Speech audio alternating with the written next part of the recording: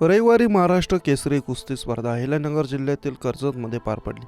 सोलापूरचा वेताळ शेळके आणि मुंबईचा पृथ्वीराज पाटील यांच्यात महाराष्ट्र केसरी कुस्ती स्पर्धेची अंतिम लढत पार पडली. यात सोलापूरच्या वेताळ शेळकेने पृथ्वीराज पाटीलचा पराभव केला. अंतिम फेरीत वेताळ शेळकेपुढे पृथ्वीराज पाटील याचं मोठं आव्हान होतं. मात्र अटीतटीच्या लढतीत वेताळ शेळकेने बाजी मारली.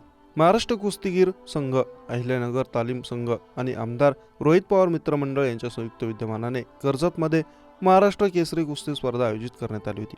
या कार्यक्रमाचा सांगता कार्यक्रमाला राष्ट्रवादीचे अध्यक्ष शरद पवार, प्रदेशाध्यक्ष जयंत पाटील, आमदार जितेंद्र आव्हाड, खासदार निलेश लंके, हर्षवर्धन पाटील आणि धैर्यशील माने उपस्थित होते. महाराष्ट्र केसरी कुस्ती स्पर्धेत अंतिम सामना सोलापूरचा वेताळ शेळके आणि पृथ्वीराज पाटील यांच्यात झाला. यात सोलापूरच्या वेताळ शेळकेने पृथ्वीराज पाटीलचा पराभव केला. महाराष्ट्र केसरी कुस्ती स्पर्धेचे विजेते वेताळ शेळके म्हणाले, अंतिम सामन्यात मोठं आव्हान होतं. संघटनेतील वाद मिटले पाहिजेत. ही स्पर्धा अतिशय चांगली झाली.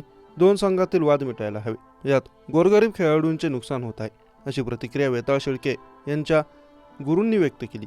अहिल्यानगर येथे अलीकडे झालेल्या महाराष्ट्र केसरी कुस्ती स्पर्धेत खेळाडूवरती अन्याय झाला होता, म्हणून कर्जतमध्ये महाराष्ट्र केसरी कुस्ती स्पर्धा घेण्यात आली. अत्यंत शिस्तबद्ध आणि काटेकोर पद्धतीने या स्पर्धेचं नियम झालं. फायनल सामना झाल्यानंतर हरलेल्या पृथ्वीराज पाटील यांनी वेताळ शेळके यांना उचलून घेतलं. जी खेळाडू वृत्ती पैलवानांनी दाखवली, तीच खेळाडू वृत्ती राजकारणात यायला हवी.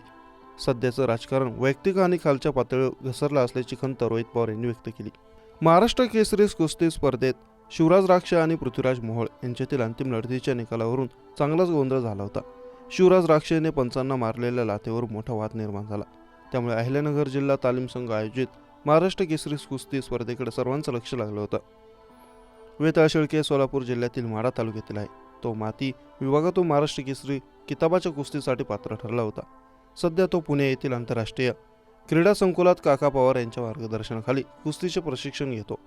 नांदेडचा शिवराज राक्षे आणि मुंबईचा पृथ्वीराज पाटील यांच्यात सेमीफायनलचा सामना रंगला. त्यामध्ये पृथ्वीराज पाटीलने शिवराज राक्षेला पराभव केला, तर सोलापूरच्या वेताळ शेळकेने महाराष्ट्र केसरी स्पर्धेच्या सेमीफायनलमध्ये अकोल्याच्या प्रशांत जगतापचा पराभव केला होता.